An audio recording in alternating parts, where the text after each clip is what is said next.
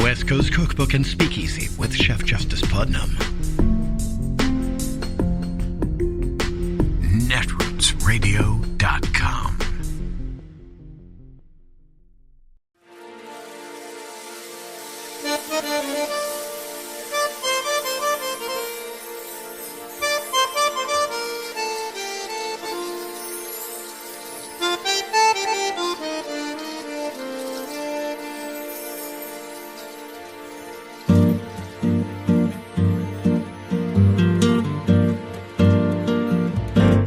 Je voudrais du soleil vert, des dentelles et des théières, des photos de bord de mer, dans mon jardin d'hiver. Je voudrais de la lumière, comme en Nouvelle-Angleterre. Je veux changer d'atmosphère, dans mon jardin d'hiver. À fleurs sous la pluie de novembre, tes mains qui courent, je n'en peux plus de t'attendre. Les années passent, il est loin, là je tombe. Nul ne peut nous entendre. Je voudrais du Fred Astaire, revoir un latte. Let's talk about Merrick Garland, because he's taken a lot of flack. He's not weird, but he's taken a lot of flack. And he went on a recent interview in which it was like a wide-ranging interview. They talked about the Secret Service, which is sort of underneath DOJ and different other Homeland Security and things. And they got to the point about Aileen Cannon, the judge in Southern District of Florida, who decided to dismiss the entirety of the indictment because she found that Jack Smith is a figment of our imagination. That he's just a guy. He's just a stranger. He's just Jack Smith. He's not a special prosecutor or counsel at all. He has no powers, and he's not funded properly, and the indictment should go by the wayside. Let's hear from Merrick Garland, who's finally spoken up and spoken out about whether Jack Smith is employed by the Department of Justice and whether he takes his ultimate marching orders from somebody named the Attorney General. Judge Aileen Cannon ruled that the way the Justice Department has been picking special counsels for decades is illegal, unconstitutional. Why do you disagree with that? Look, as you well know, I picked this room for this interview. This is my favorite room in the Justice Department. It's a law library.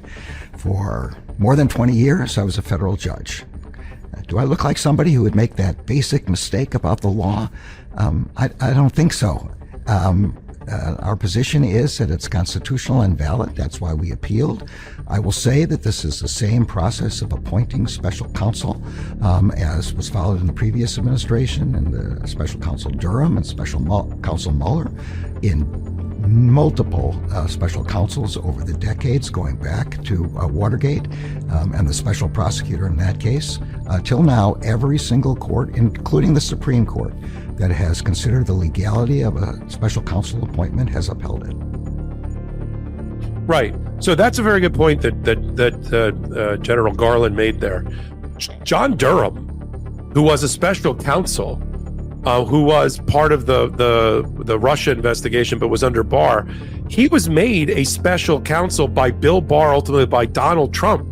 And nobody suggested that Donald Trump didn't have the power through his attorney general to create John Durham. And John Durham spent millions of dollars to do nothing and invest. He brought he brought 3 prosecutions. They all failed. Nobody got convicted, and it was a ridiculous charade. But nobody challenged that. And for our audience, what Attorney General Garland is talking about, and I'll turn it over to you, Dina, about it. What he's talking about is back as far back as 1974, in a line of cases involving Richard Nixon. The then Attorney General, acting Attorney General, because Attorney Generals went to jail under Nixon. Okay, he was our first criminal president who was caught. And a lot of people went to jail around him, including some that are now talking heads and have been on our network and have given interviews. But at the time they were criminals and they went to jail. But the Robert Bork, people might remember, was this close to becoming a Supreme Court justice but didn't make it. He was then the acting attorney general, and before the Watergate Commission, which was a bipartisan, remember those days? Bipartisan congressional commission investigating what the heck happened with Watergate and what heads should roll. He made a promise that he would appoint a special prosecutor. That special prosecutor became Leon Jaworski. If you go back in Wiki and history, you'll see Leon Jaworski was the prosecutor for most of Watergate. That was based on a promise that was made from the acting attorney general to Congress. They were like, okay, that's fine.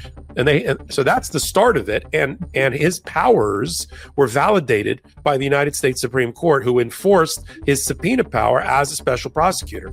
Then we had an independent counsel for a period of time under a congressional statute. Mm-hmm. And then that spawned things like the Ken Starr Whitewater investigation and what became Monica Lewinsky and her allegations against Clinton. Everybody hated it on both sides of the aisle. They got rid of that independent counsel role. And instead it was replaced by the Department of Justice, exercising its rights under the Constitution, under the Attorney General, to appoint inferior officers that report to the Attorney General, including what's called special attorneys that are listed in the Constitution. And that's exactly what Merrick Garland did. And every court that has looked at it, every court but Aileen Cannon, every federal court citing back to U.S. versus Nixon, the Supreme Court precedent, has upheld the validity of a special counsel, special prosecutor, whatever you want to call it. Not Aileen Cannon, new to the bench, appointed by Trump in 2020. No, 93 pages. She decided this has been done wrong all this time because she heeded the call of Clarence Thomas, right, who wrote his concurring opinion in the case about in the immunity case, and said, "Hey, Aileen," this is my paraphrase, my artist rendering. "Hey, why don't you argue that the special counsel is invalid, and then you get rid of the whole indictment?" Right on cue. 3 weeks later, she did exactly that. Talk to me about how you're seeing Merrick Garland, and why do you think, while the appeal is now pending before the 11th Circuit, why is Merrick Garland taking to the airwaves in order to basically give his position? Oh, I loved that, hearing Merrick Garland, because for Merrick Garland, those are fighting words. Like, he is the most, even keel person out there, and when he's angry, and I wouldn't want to upset somebody that smart and with that much power, and that's what they've done to Merrick Garland. He has been trying to be so reasonable, and I think he's catching up to the rest of us. You can't be reasonable to unreasonable people, but he has acted, he was very moderate when Obama went to appoint him to the Supreme Court. At the time, he had voted very similar to Kavanaugh over all these years on the DC Court of Appeals. He was a very moderate to maybe even slightly conservative, and put into this position as Attorney General, taking it very seriously. He's so professional, tried to always seem above board, and this has finally gotten to him. And you know what? Good. Let's get him fired up. He's definitely fired up in that interview. He's frankly just shocked because the fact is Judge Cannon, what she tried to do was create new law. You can't do that as on the district court level. You can do that if you're at the Supreme Court level, but you can't do it at her level. She's just supposed to follow the law. It's very clear the law is that special counsels have been allowed. They allowed that congressional act that you mentioned, independent counsel, to lapse because they thought it was unnecessary. And all these years since then, everybody has acted as if the current, the pre-existing, let's say, congressional statutes toward attorney generals allow them to do it. So this is her trying to create new law. And the thing about Judge Cannon, and I say this a lot when I talked about her, is because people often talked about her criticism, saying she wasn't very smart. And that's just giving her an out. That's not it. She came from Gibson, Dun & Crutcher, the same law firm I came from, and the same law firm Ted Olson came from. If you remember Ted Olson, he represented Bush and Bush v. Gore. It's also got some liberal lions. Ted Boutros was the one that filed the lawsuit when Jim Jordan was trying to subpoena Alvin Bragg just recently in the New York DA case. case. So there's both sides, but there are some really high-powered political lawyers that come out of that law firm. It is not a coincidence that she took a Justice Alito who is nearing retirement, right? And you said he called out to her and she heard back, and she was auditioning like, hey, you can step down. I will rule as you would want to rule. That was definitely like a conversation, let's say, between the two of them, because it was not based in the law. And Trump, and she did it in front of Trump, who she was hoping would win and be able to appoint a Supreme Court justice. And because a lot of times we see that, right? We see justices step down thinking that another justice like them will go in their place. We saw that when Kavanaugh was replaced, I think it was with Breyer, because he had clerked with him before, so he was comfortable stepping down, thinking he was going to replace him. So that happens. So she was clearly auditioning for the role of a substitute for Justice Alito. And frankly, the only way to stop that is by having Kamala win in November, which, as we talked about, is looking really great, but we still have to go out there and vote. But that's what she was doing. And so she's making it political, but I love that Merrick Garland, he's got his fight in it now, I think, in a way he didn't before. They have ratcheted it up, and I wouldn't want to be somebody who's on the other side of Merrick Garland once he's fired up. It is Monday, the 5th of August of 2024, and you are in West Coast Cookbook and Speakeasy. I am your chef de cuisine, Justice Putnam. Gunner the English Bulldog is our snoozing sous chef. Precious, the little Yorkie, is our door girl, and you know that she is convalescing and sleeping in, so we will be seating you directly for our especially special daily special, River City Hash Mondays, because that's what we do after the weekends. That's what we do. All right. Well, it was a weekend as none other, like a lot of weekends have been since you know who came onto the scene. Oh my God. But anyway, before we get to that, let us update a bit on our Precious. She has been getting the pain medicine twice a day since last Wednesday. Well, actually, the Thursday is when we began the series, because she had already gotten her dosages on Wednesday when she goes in for her weekly IV drip, which takes the day for her to do. So regardless, she seems to be doing pretty good. I can tell she's a little wavery on the back ends, which is indicative of some neurological issues from inflammation. But she has gotten up on the sofa by herself to sleep all night. Well, I consider that to be a good sign. She wags her tail. Had a visitor over the weekend, and she just loves visiting with people. And it was nice to see.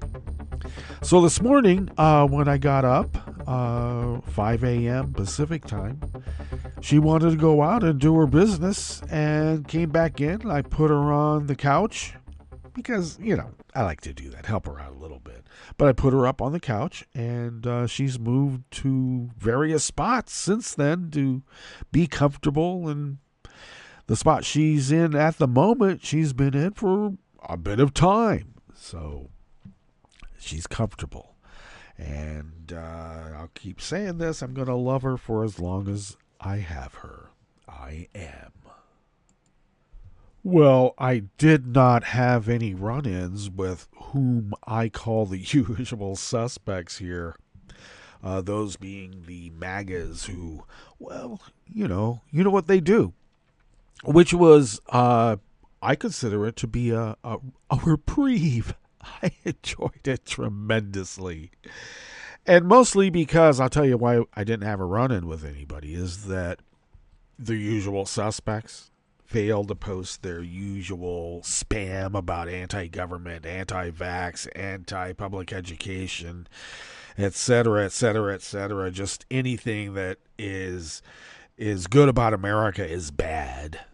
They failed to post that this week, so I'm still looking. They might. We did have a lady out in the more rural parts of this area who spoke positively or wrote positively about the double yellow lines that have been put out on our main rural roads to keep people on their side of the road when they're speeding. And so, of course, then there's people who come on and gloat, well, those double yellow lines are not going to keep me from passing when I'm speeding. And they're totally serious. I mean, it's just, these are the same ones who purport to be law and order, right? But laws they don't like, they're not going to follow, even when they're for the safety of themselves and others around them, especially if it's for the safety of those around them. That they will not countenance. They won't. I have to be concerned about other people. F you! And then they're quick to determine who is the bad neighbors. The bad neighbors are basically the ones that are saying, hey, would you stop speeding in front of the school? In fact, some people were complaining because they actually got metered to go through the school. The school speed limit is 20 miles an hour, but people insist on driving 50. So the way it's set up is that the kids actually have to cross that street there, which is, I wouldn't say it's a main thoroughfare into town, but it's a main thoroughfare from it's only a 2-lane little residential road, but it's the main road from out in the rural areas outside of town. But apparently, I guess, people are so incapable of getting anywhere on time and leaving early enough that they don't have to break the law. They just, everybody's doing things at the last minute. So they're complaining because they were metered down at 20 miles an hour and actually stopped. They were stopped and then let through. And that was just a little bit too much authoritarianism for them. Okay. And yet, we get to have the F. Biden signs. And when I say F. Biden, I mean there's the UCK also on it. You can have those. But follow the speed limit? Hell no. I guess if you have a convicted felon as the guy you're following, laws are for little people. They are. All right. Well, what else has happened in the world? We still should be glorying in the fact that Joe Biden was able to secure the release of hostages from Russia, held by Vlad illegally, I might add. Although, by definition it is. So, but apparently, boy, that's old news now, huh? Because we're supposed to talk about how the economy, the markets are crashing. They're not crashing, they're correcting. And I think we could have, I don't know, a couple of months of these crashes daily to get to the point of what the market was when the guy with the orange pancake makeup was running shit. So, spare me the horror. Yikes. What else is happening in the world? Everything. Everything is happening in the world. The Olympics. Yeah. Let's have a trans panic at the Olympics generated by Americans. Look, there's a reason why we are, kind of thought of the way we are out in the world. And I think it's probably good that a lot of Americans don't have passports, so that way they'll never know what the world really thinks about us, because I know many Americans, rather than change their evil ways, would double down on it, just to prove those stupid people outside our borders how right they are. I guess that's what they're trying to prove. Oh, yeah, you're right. I'm going to double down on it. Eek. So, it's good to see the Olympics and people brought together. It's quite an event. I'm actually enjoying it a bit. Turn on one of the channels that has more of the live parts of the Olympics. So during the daytime, though, we're going to see a few of the more obscure sporting competitions. And at night, you get to see the actual live track events and whatnot after midnight. It's, so you got to consider that. But I've just kept the TV on, and when I turn it off, I'll turn it back on, and there's the Olympics. I haven't been watching MSNBC. I did watch Velshi over the weekend, and yesterday, I don't know why, I used to like her so much. But Jen Psaki came on, and I listened just for a little bit, decided, nope, I'm not going to watch it. I am not going to do it. I turned it to the Olympics. I can't remember what event it was. Maybe it was, I think the bicycle road race that the former venture capitalist, she had been a rower on Harvard's rowing team, moved from Little Homer, Alaska. Wow. Yeah, Homer. We remember Homer. Anyway, moved from there and went to Harvard. And in the midst of that, I believe then she became a venture capitalist in New York and was renting a bike to get through Central Park and decided to buy a bike to get through Central Park and enjoyed riding it so much that entered into some of the little races they had in Central Park. And that was 7 years ago. And now she won the gold medal in an astounding race. I mean, she played the professionals there, which is what she is, let's be clear. But the more experienced riders, as if they were Play-Doh. It was, I enjoyed it. I really liked it. And she put the hammer down, too, so that was at the end there. She really took it out for the last 3 miles. And I like seeing it. Plus, watching the streets of Paris is always fun because I can say, hey, I remember being there. Yeah, kind of fun. Same reason why I watch the tour every year, because a lot of the French countryside I've been in. A lot of it during the various routes of the tour, I can honestly and truthfully say, oh yeah, I've been there, and I've actually stood waving at the tour when they came by, I don't know what, 10 years ago or 20 years ago, depending on the case. Alrighty, well, that's a lot of nothing about nothing. So why don't we go ahead and give you the rundown about what we have in store for you here as we begin in the Bistro Cafe of West Coast Cookbook and Speakeasy. At the top, yeah, that was the Midas Touch people breaking down how Garland's authorizing Smith to argue to overturn Cannon's ridiculous dismissal of the Mar-a-Lago indictment against Trump. I mean, it's only espionage, lady. Come on. On the rest of the menu, the Democratic primary in Arizona's 3rd Congressional District still remains too close to call and could be headed for a recount. Election conspiracy theories related to the 2020 presidential race live on in Michigan's GOP primary. And Ohio removed 155,000 people from the voter rolls ahead of November's presidential election. After the break, we move to the chef's table, where the UK Prime Minister strongly condemned the attack on asylum seekers yesterday that saw 10 police officers injured as far-right thuggery. Because that's what it is.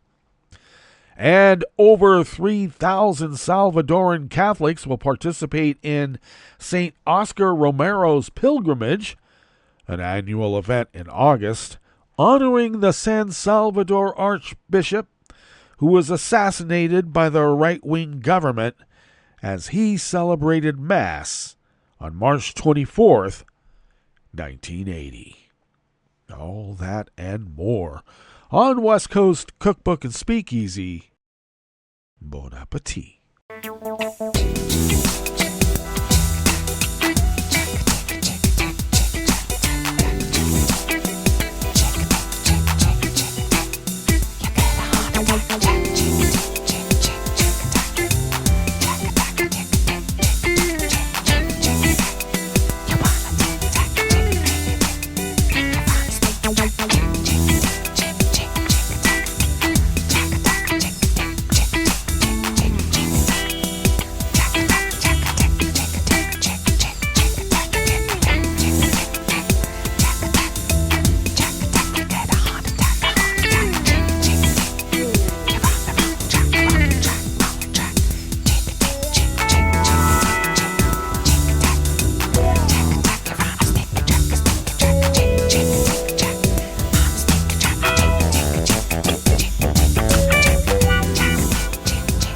Near the bottom of our homepage, which is still under construction, I might add. Thank you, Tom, for all the work that you're putting into it.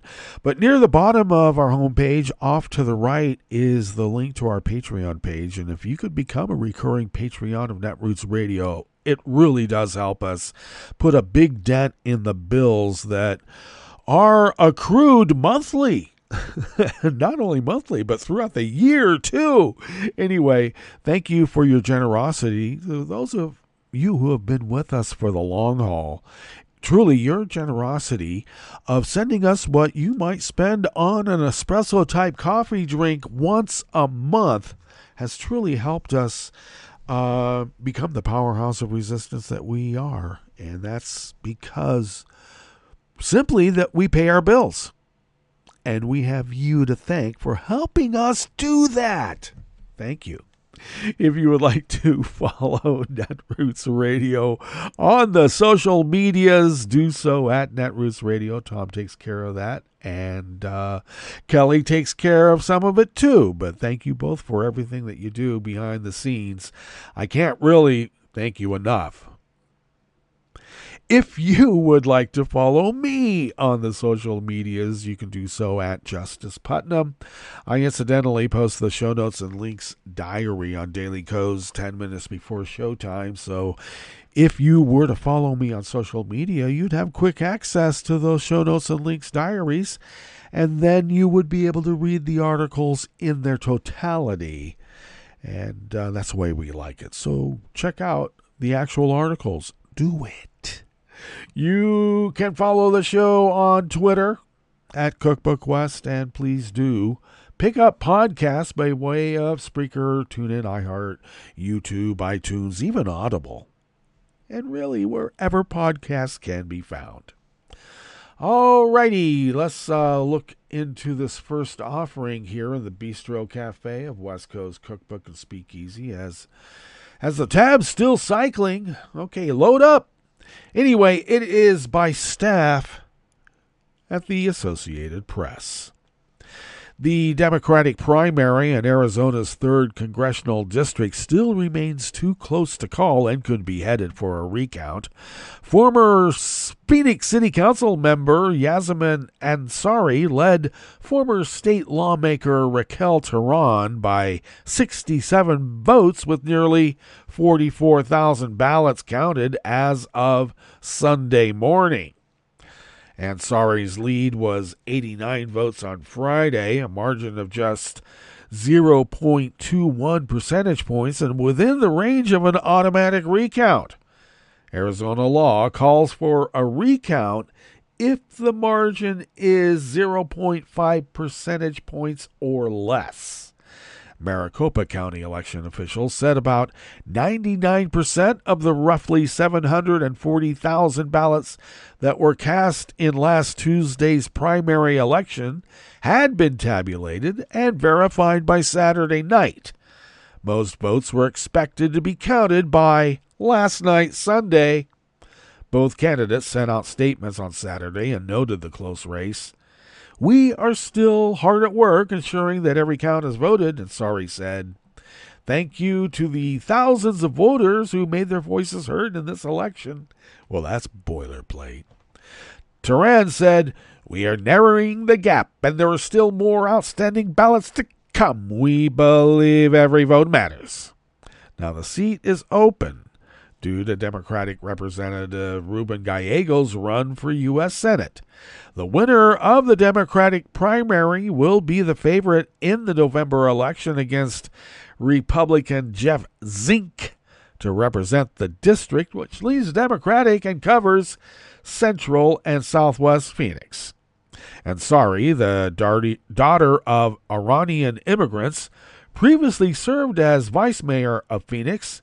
She resigned from the council in March to focus on the congressional district race.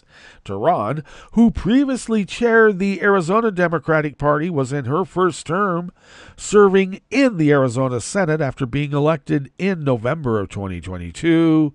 She resigned in April of 23 to focus on her congressional run.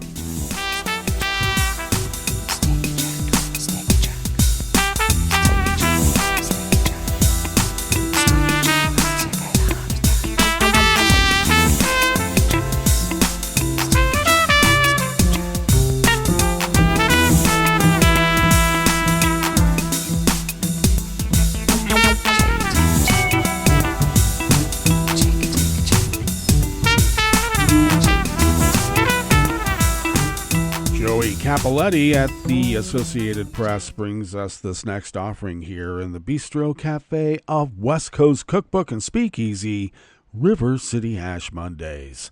This year's presidential election was going to be it for Cheryl Guy, who was looking forward to retiring after more than 4 decades working in the clerk's office in northern Michigan's Antrim County. The outcome of Tuesday's primary could scramble those plans. 5 candidates are competing in the Republican primary to succeed her as the county's top election official, a position she has held for the past 12 years. The winner will be favored in the Republican-leaning county in November. One of those candidates has peddled election conspiracies and been a vocal critic of the elections office since the 2020 presidential election, when Antrim County found itself in the national spotlight as Trump pushed to overturn the results in Michigan and other swing states. If the election skeptic wins the primary, Guy said she plans to run as a write-in candidate in the general election. I fear for the taxpayers in the county becoming part of their agenda, she said. I can't just turn over an office that I worked for over 45 years to an election conspiracist. The Antrim County race is just one of many across Michigan and other states holding primaries tomorrow, Tuesday. Michigan's is the latest to feature Republican candidates who have been promoting election conspiracies or been openly skeptical of voting and ballot counting despite no evidence of fraud or problems in the nation's elections. Now, I should say widespread fraud. This year's primaries have served as a gauge of Republicans' voters' enthusiasm for candidates who continue to promote false claims about the 2020 election in a party where a strong majority still believe Democratic President Joe Biden was not legitimately elected. Even so, results have been mixed. This past week, Republican voters in Arizona's Maricopa County ousted the head of the elections office who had relentlessly defended the legitimacy of the state's elections and faced years of threats and harassment for doing so. They opted for a state lawmaker who has questioned various aspects of the election system, setting up what is almost certain to be a high-profile general election battle in a county that is a perennial target of election conspiracists. And earlier this year, a county commissioner in a pivotal political county in another presidential battleground state, Nevada, survived a primary challenge from election conspiracists. In Michigan, Antrim County is not the only place where election conspiracy theorists on the GOP primary ballot, 2 Republicans were among a group criminally charged, for acting as false presidential electors after the 2020 election, are vying to become their party's candidates, one for a seat in the Michigan House of Representatives, the other for a local clerk position. Convenient.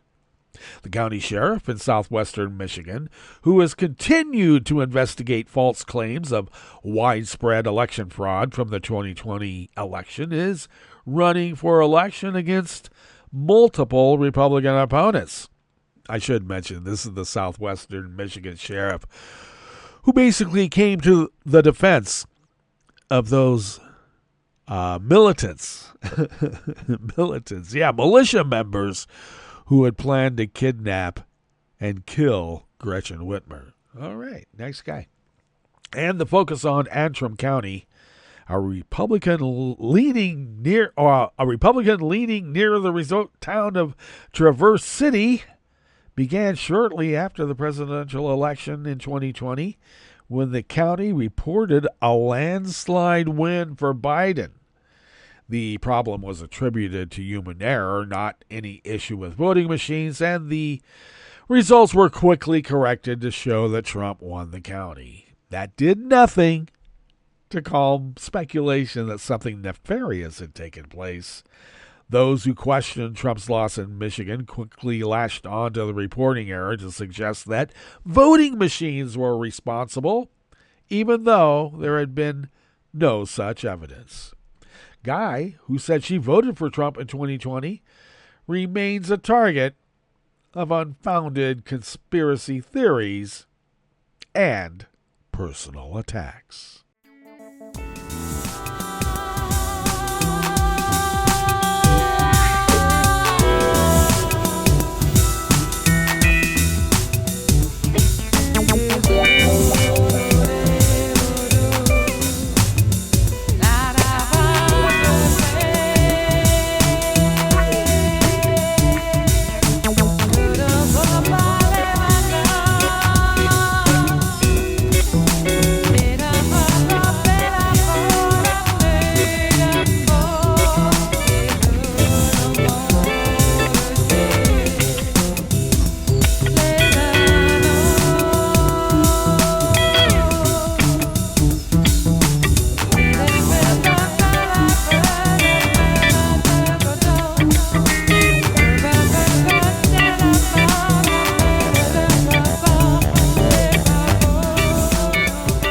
Associated Press staff brings us this final offering here in the Bistro Cafe part of West Coast Cookbook and Speakeasy.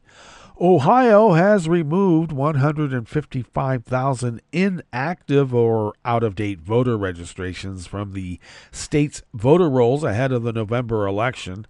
Ohio Republican Secretary of State Frank LaRose said inactive voters and non-U.S. citizens were among those removed. He had directed county election directors in May to hunt through the voter rolls in an effort he says is legally mandated to remove inactive registrations. The effort targeted people who have moved and are no longer eligible to vote at their former address, those with 4 consecutive years of voter inactivity, and people whose registrations don't match certain details they provided to the Ohio Bureau of Motor Vehicles, such as their name, birth date, or driver's license number. LaRose said residents can fill out or update their voter registration by October 7th online. Well, of course, a lot of these so-called inactive voter rolls are not so inactive and seem to be directed towards removing particularly Democratic voters. Let's be clear.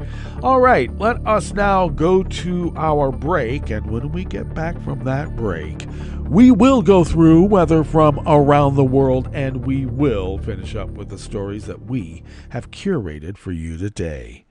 You are listening to West Coast Cookbook and Speakeasy, and we will be right back.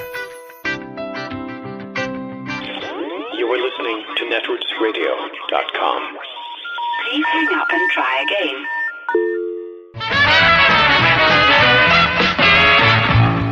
From a point at sea to the circles of your mind, a new force is at work for planetary transformation.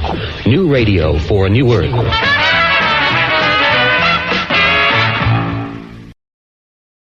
This is Take Two Movie Review. I'm Clinton Johnston. This week, into the metaverse. Successful Deadpool movies follow a simple formula. You need Ryan Reynolds in one of the most apt Hollywood actor-character pairings ever. Then you need him firing off a string of fourth-wall-breaking, meta-superhero cinematic, creatively phrased, inappropriate jokes. But these need to be balanced by the film having a super strong heart, pumping out moments where we see Wade Wilson sincerely caring about someone or something other than himself, and thus, we sincerely care about him. So the story is this. Superhero comics are an American treasure, but they've never been easily profitable. So coming out of the 1990s, before Disney buys Marvel, a bankrupt Marvel Comics farms out its characters to make dough. Spider-Man to Sony, and Daredevil, the Fantastic Four, the X-Men, and by extension Deadpool to 20th Century Fox. Later, of course, the Disney-backed Marvel Studios shows everyone how things should be done, and now the idea of these lesser Marvel films is front and center in Deadpool and Wolverine, when Wade Wilson gets offered his dream, leaving Fox World for the MCU. Bad news, though, his handful of friends will wither away with his entire timeline because it's lost its anchor character, Wolverine, who died in the best X-Men movie, 2017's Logan. But for better and usually worse, dead never means dead in the multiverse. So Deadpool snags a replacement Wolverine, and we get the mismatched bickering fighting buddy film that fanboys really care about. And though Jackman's and Reynolds' chemistry is impressive, and Deadpool and Wolverine's stakes are impressively both cosmic and small, the truly impressive thing is that the movie's heart is really the whole line of 20th Century Fox Marvel movies with a New Line Cinema cameo. And caring for those who aren't as pretty or as famous or as successful, but who refuse to die. Isn't that what a Deadpool movie should be all about? This is Take Two Movie Review. I'm Clinton Johnston. Catch up with us at take2moviereview.com and feed us back on our channel on YouTube.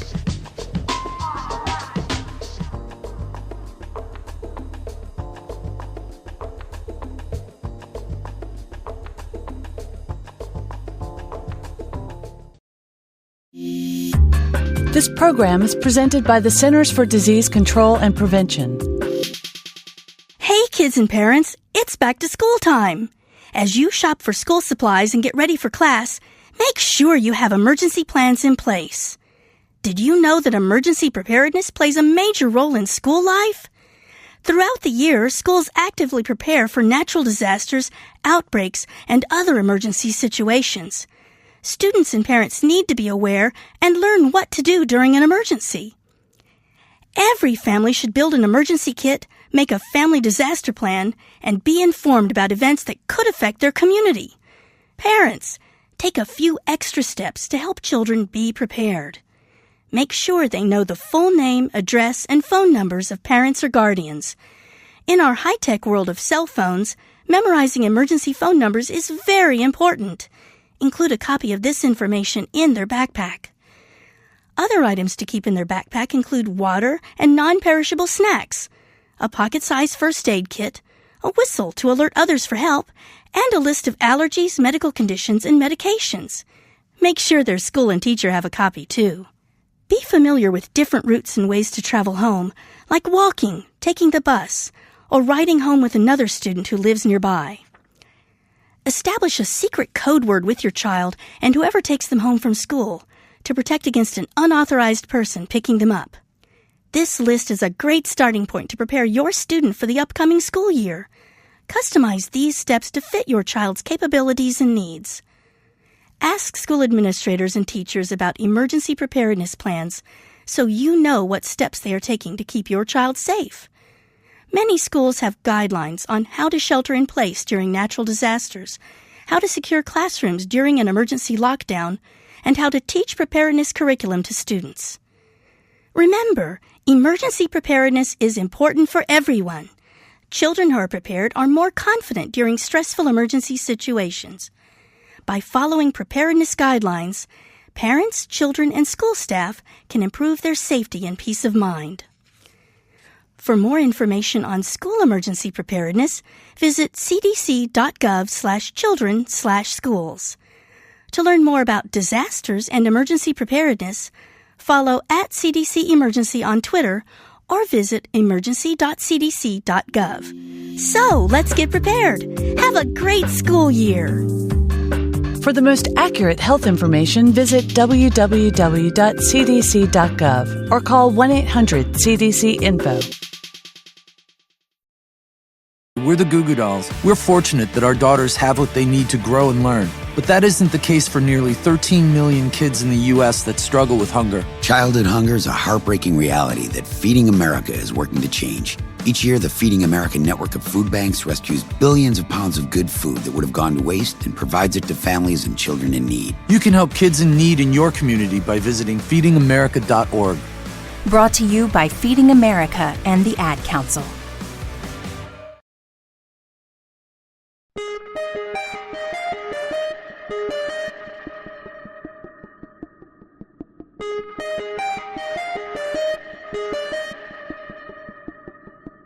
Hi, I'm Tom Hartman, and since you're listening to netrootsradio.com, show your progressive side and go to the donate button on the bottom of the homepage. It's progressives like you who power Netroots Radio and keep the progressive message beaming everywhere 24 hours a day. Just go to our donate button at the bottom of netrootsradio.com. Thank you for keeping progressive radio at full power.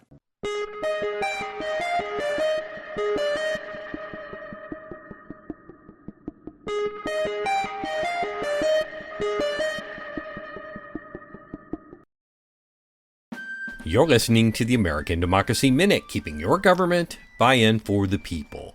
Black and Latinx voters sued Galveston County, Texas in 2022 over racially gerrymandered voting maps intended to dilute the power of minority voters. The lower court judge in the case called the maps mean-spirited and egregious, but an appeals court just blocked minority coalitions from bringing such challenges. In striking down the maps in 2023, the federal district court ruled that, quote, the enacted plan illegally dilutes the voting power of Galveston County's Black and Latino voters by dismantling Precinct 3, the county's historic and sole majority-minority commissioner's precinct. In May, the full Fifth U.S. Circuit Court of Appeals heard the case, overturning its own precedent. The majority ruled 12-6 August 1st, not over whether the voting districts discriminated, but that the Voting Rights Act Section 2 didn't specify that coalitions qualified to bring a case. Instead, they said, only a single minority class can qualify. Several other courts, including the notoriously conservative Fifth Circuit, previously ruled in favor of claims from minority coalitions.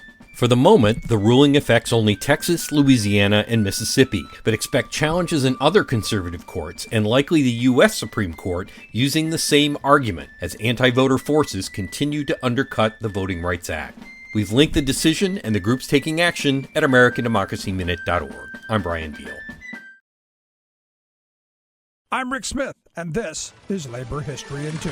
On this day in labor history, the year was 1917. That was the day IWW leader Frank Little was buried in Butte, Montana. Little had been lynched on August 1st by police agents thought to be working for the despised Anaconda Copper Company. He had arrived in town to help organize 14,000 striking copper miners. Devastated by the deaths of 168 miners in the June fire at Granite Mountain and Spectacular Mines, mine workers formed the Metal Mine Workers Union and walked off the job. Frank Little had previously worked as a hard rock miner and organizer for the Western Federation of Miners. He also took part in the free speech campaigns on the West Coast. Little was involved in early drives to industrially organize oil workers and lumberjacks. He voiced his opposition to the First World War and sought to stop workers from enlisting. When Little arrived in Butte in July, he worked to build strike support, picket lines, and spread the strike to other trades across the city. Early on August 1st, 6 masked men broke into the boarding house where he was staying. He was beaten and taken from his room. His assailants tied him to the bumper of their car and dragged him through the granite streets of Butte to the Milwaukee Bridge, where he was hanged. An ominous note was pinned to his bullet-ridden body with the words that read, "Others take notice, first and last warning." It included the numbers 3, 7, and 77, as well as the initials of other union organizers in the area. As many as 10,000 marched in his funeral procession. Days after his lynching, martial law was declared. Labor radicals were rounded up and charged with espionage. The miners' strike and union were crushed. Labor History in 2 brought to you by the Illinois Labor History Society and The Rick Smith Show. For more information, go to laborhistoryin2.com, like us on Facebook, and follow us on the Twitters at Labor History in 2.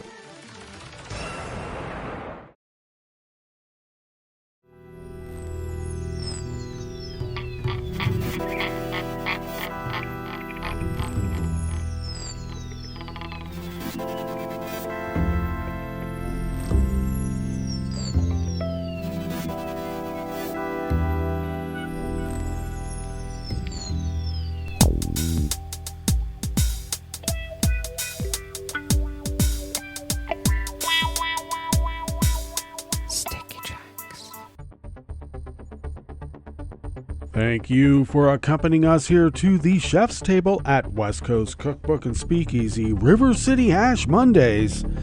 We always begin weather from around the world along the banks of the Rogue River. In the Rogue River Valley of southern Oregon on the west coast of the continental United States of America, where it is currently 65 degrees Fahrenheit under sunny conditions, expected to be cooler than what we had over the weekend. Looks like we'll be topping out between, 95 to 97, somewhere in that range, which is considerably cooler because we were about 105 over the weekend. Winds will be out of the west-northwest at 10 to 15 miles per hour, so a fairly good scouring. Clear skies overnight with lows in the upper 50s, winds out of the west-northwest at 5 to 10 miles per hour. Then sunny skies tomorrow, highs in the mid-90s, winds out of the northwest at 5 to 10 miles per hour.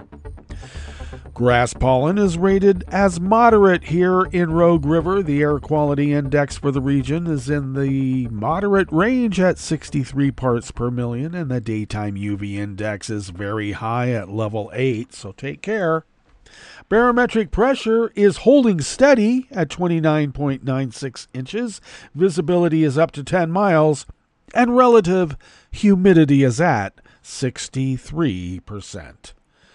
Weather from around the world is brought to you by a crowd of crowdsourced weather stations that a crowd crowdsources from around the world, and that is the Weather Underground. It is. London is checking in at 78 degrees and mostly cloudy with a possibility of right-wing idiots trying to hurt people. Paris is 86 and sunny.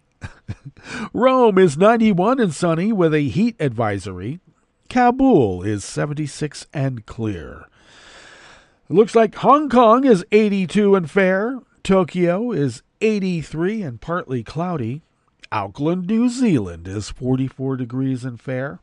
San Francisco, California is 55 and cloudy. Chicago, Illinois is 78 degrees and mostly cloudy.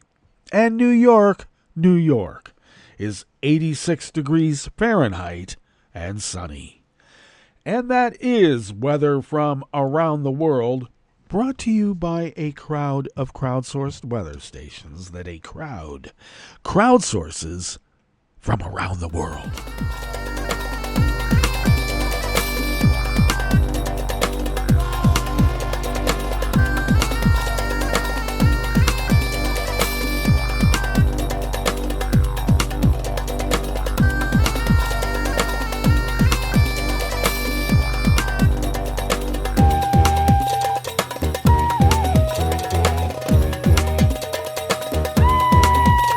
John Pilas at the Associated Press World Desk brings us this first amuse-bouche here at the Chef's Table at West Coast Cookbook and Speakeasy, River City Hash Mondays. UK Prime Minister Keir Starmer strongly condemned an attack yesterday, Sunday, on a hotel housing asylum seekers that saw at least 10 police officers injured, one seriously, describing it as far-right thuggery. In a statement from 10 Downing Street, the Prime Minister vowed that the authorities will do whatever it takes to bring these thugs to justice, and that justice will be swift. Starmer's statement came as more violence broke out across the country in the wake of a stabbing rampage at a dance class that left 3 girls dead and many more wounded. I guarantee you, you will regret taking part in this disorder, whether directly or those whipping up this action online and then running away themselves, he said. This is not a protest. It is organized, violent thuggery, and it has no place on our streets or online. Hey, Ellen, talking to you, huh? Starmer was speaking after another day of far-right violence, which was particularly acute in the north of England town of Rotherham, where police struggled to hold back hundreds of rioters who sought to break into a Holiday Inn Express hotel being used as accommodation for asylum seekers. Before bringing the riot under some sort of control, police officers with shields had faced a barrage of missiles, including bits of wood, chairs, and fire extinguishers. A large bin close to a window of the hotel was also set alight, but the small fire was extinguished. I think they mean a dumpster. South Yorkshire Police, which is responsible for Rotherham, said at least 10 officers have been injured, including one who was left unconscious. The behavior we witnessed has been nothing short of disgusting. While it was a small number of those in attendance who chose to commit violence and destruction, and those who simply stood on and watched remain absolutely complicit in this, said Assistant Chief Constable Lindsay Butterfield. We have officers working hard, reviewing the considerable online imagery and footage of those involved, and they should expect us to be at their doors very soon. Far-right agitators have sought to take advantage of last week's stabbing attack by tapping into concerns about the scale of immigration in the UK, in particular the tens of thousands of migrants arriving in small boats from France across the English Channel.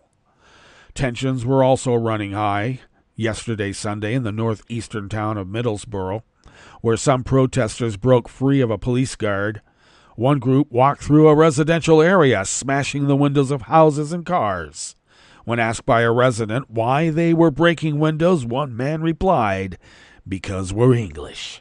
Hundreds of others squared up to police with shields at the town cenotaph, throwing bricks, cans, and pots at officers. Starmer said, "Anyone targeting people for the color of their skin or their faith is far right."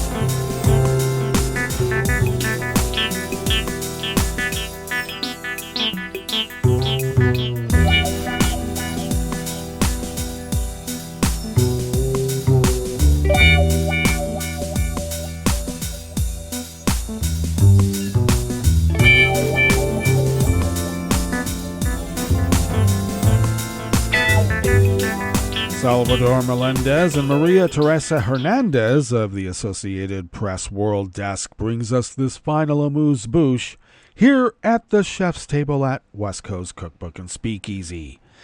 It's as if Joyce Valencia could still hear St. Oscar Romero's voice. "I met him when I was a little girl," the 61-year-old Salvadoran said. "We used to gather around our radio with our grandma to listen to him, and even now, Listening to him encourages us to move forward. For a few years now, Valencia has joined the yearly pilgrimage that kicks off in El Salvador each August 1st to honor Romero, who was named a saint by Pope Francis in 2018.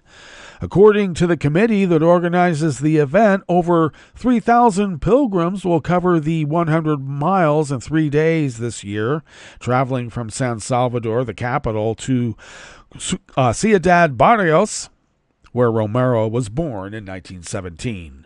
Already known to many as Saint Romero of the Americas, San Salvador's archbishop was beloved among the working class and poor for defending them against repression by the army, but it was loathed by conservative sectors who saw him as aligned with leftist causes as the country descended into a 1980 to 1992 civil war.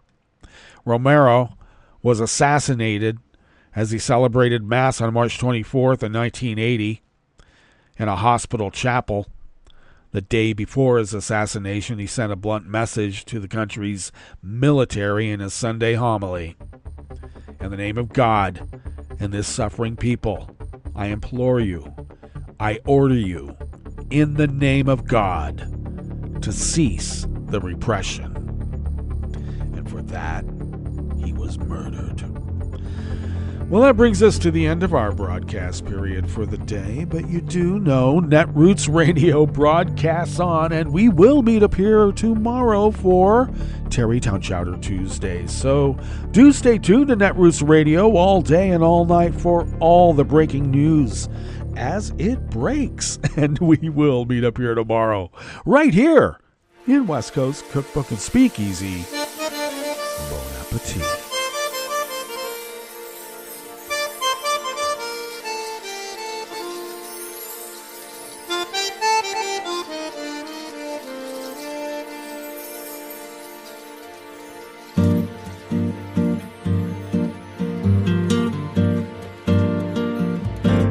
Je voudrais du soleil vert, des dentelles et des théières, des photos de bord de mer, dans mon jardin d'hiver. Je voudrais de la lumière, comme en Nouvelle-Angleterre. Je veux changer d'atmosphère, dans mon jardin d'hiver. À fleurs sous la pluie de novembre, tes mains qui courent, je n'en peux plus de t'attendre. Les années passent, qu'il est loin, là je tombe. Nul ne peut nous entendre. Je voudrais du Fred Astaire, revoir un latte Goer. Je voudrais toujours te plaire dans mon jardin d'hiver. Je veux déjeuner par terre, comme au long de golfe clair. T'embrasser les yeux ouverts dans mon jardin d'hiver.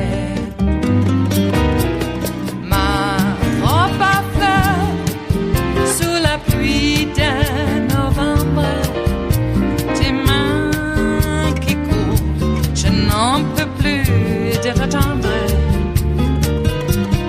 Les années passent, il est loin, là je tombe. Nul ne peut nous entendre. Ba-da-da-dum-di-da-dum. Ba-da-da-dum-di-da-dum. Ba-da-da-dum-di-da-dum. Dans mon jardin d'hiver. Ba-da-da-dum-di-da-dum. Ba-da-da-dum-di-da-dum. Ba-da-da-dum-di-da-dum. Dans mon jardin d'hiver. Dans mon jardin d'hiver. Dans mon jardin d'hiver.